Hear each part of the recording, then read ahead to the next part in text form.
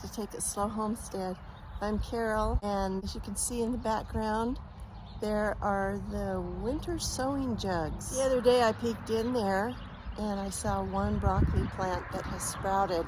So I'll give you a little peek at that. And then we're going to look at the asparagus patch. Let's see if I can do this. There it is. See that? Cool, huh? Here's the asparagus patch. This is its 5th spring. There's still a bunch of skinny ones, but there's also some fat ones. Like that one right there. There's some good sized ones over there. Let's pick them.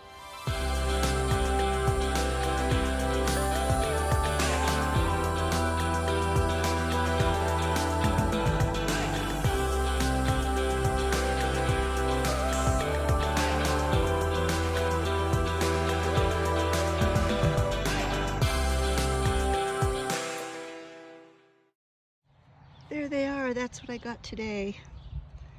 You can see the size of them.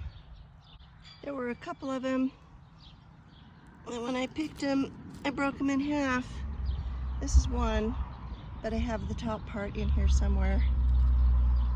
Some were pretty long, some were pretty fat. I just used a knife to cut the bottoms of them off. Sometimes I just break them off if I don't have a knife handy. So I'm going to gather these up and take them in the house. I just wanted to tell you one more thing.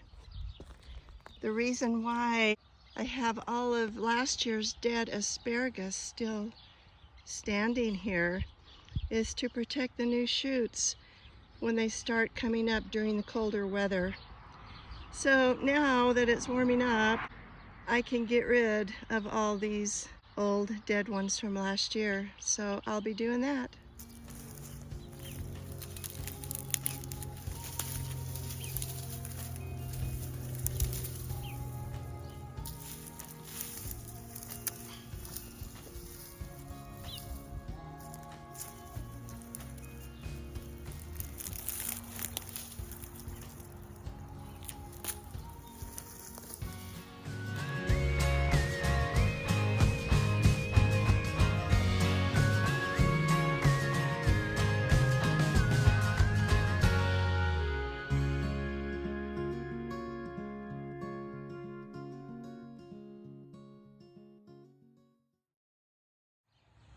There, that looks a lot better. Now it needs a big drink of water. There's the pile of last year's foliage. I will take it to the burning pit. And I found a few more precious asparagus spears and a few smaller pieces that I accidentally knocked off while I was working.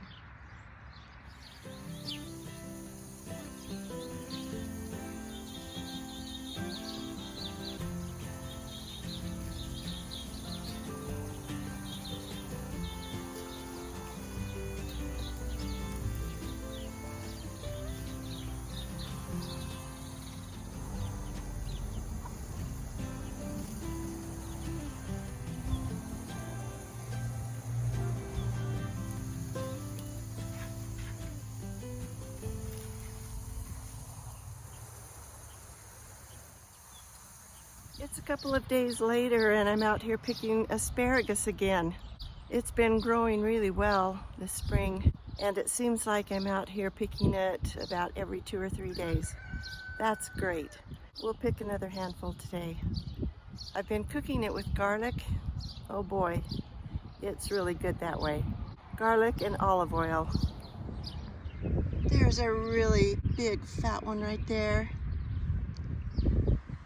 There's my hand. You can see how big it is. And there's some more really good ones right there.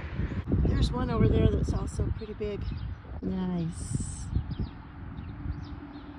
So let's get picking again.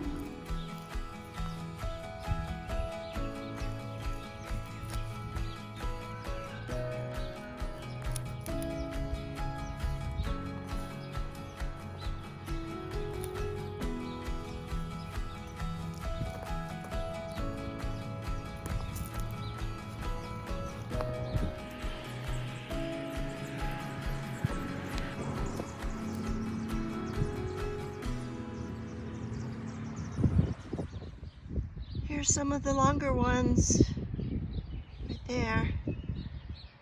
And then right here are some of the fatter ones. This is by far the best asparagus I've ever grown. Look at some of those.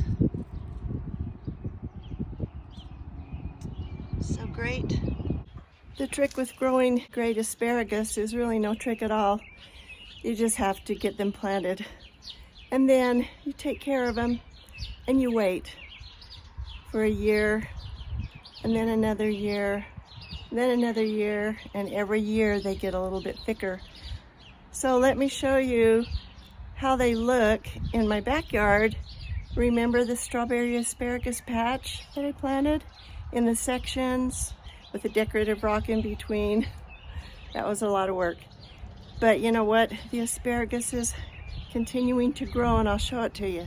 There's a little spear right there that has, I don't know what you call it. They get ferny, and so it's got wispy little leaf type things on them. I really don't know what you call it. Remember, I planted them in my canning ring so that I would remember where I planted them. And sometime this summer I will take the rings off the ones that are doing this well. There's another one right there. And there's another one right over there. I planted them all around in the rings. There's more. See those? Oh boy, they are doing well. The strawberry plants are in the middle of these planting beds. There's 4 in this one. There's 4 in this bed right here of strawberry plants. And as you can see, there's an asparagus plant. There's an asparagus with several shoots that have come up. I did replant some, so we'll see if they do better in this bed. I don't see any more right now of the asparagus, but there's 4 strawberry plants there. Then in this one right here, there are 6 strawberry plants.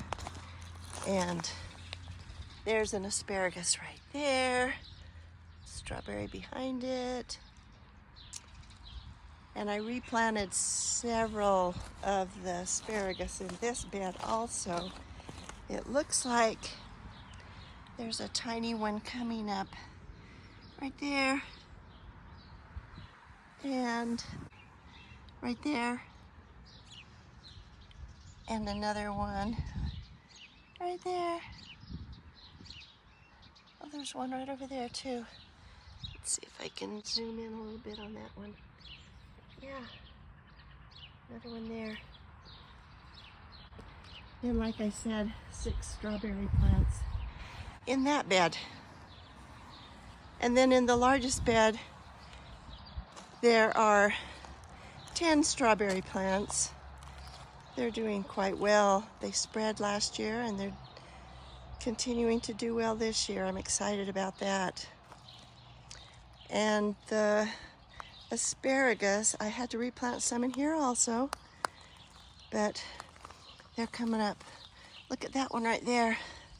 It's not inside of the canning ring because I think the wind or the cat messed up some of the canning rings and I didn't put them back in the right place. So apparently that one doesn't need it. And we'll just go around here and look at this one.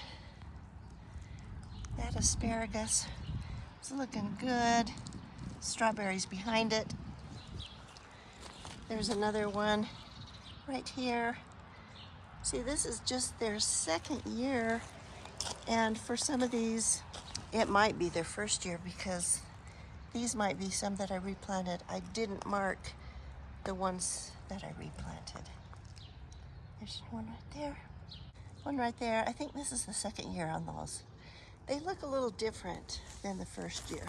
1st year is more of this wispy type ferny look.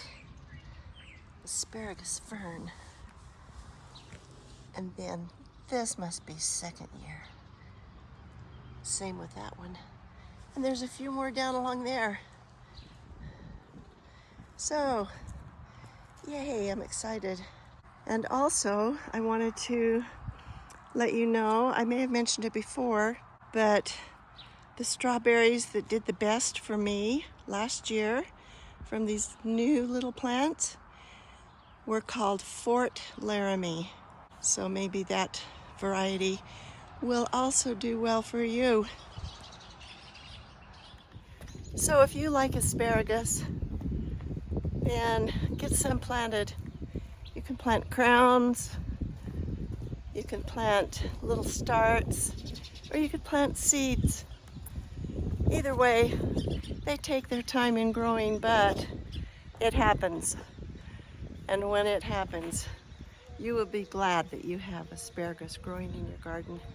Let's take a peek at that broccoli plant that's growing inside this winter sowing jug.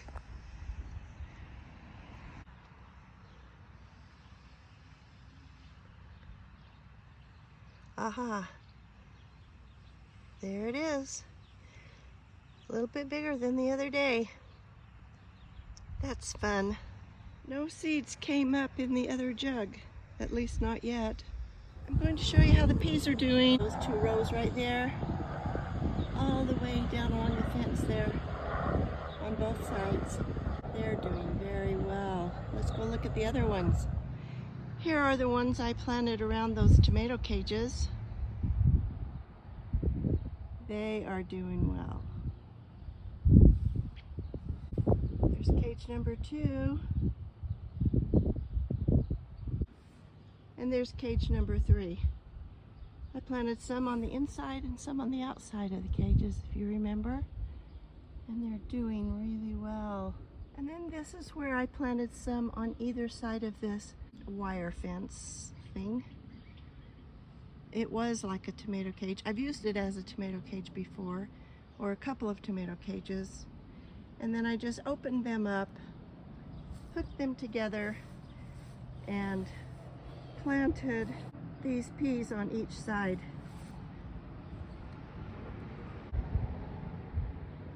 And they're doing well. The next place I planted the peas were along this trellis, if you remember.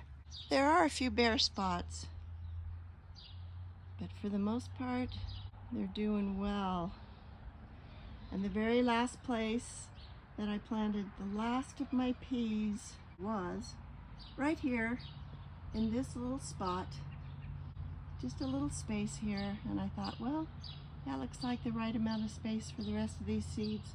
The year of the peas. That's what I should call this year. Well, there you have it. The first garden tour of 2024 for me. It's been raining the last couple of days and it's chilly. It's only like 48 or something out here, so that's why I have my coat on. But anyway, there's the first garden tour of the year. Hopefully I'll have more to show you next time in the next tour. In between now and that next tour, however, I will show you some of the seedlings that I have planted indoors and how they're doing. So remember to just keep on gardening, keep on getting those seeds in the ground. You'll be glad that you did. And even when you take it slow, you can accomplish a lot. Thanks for watching.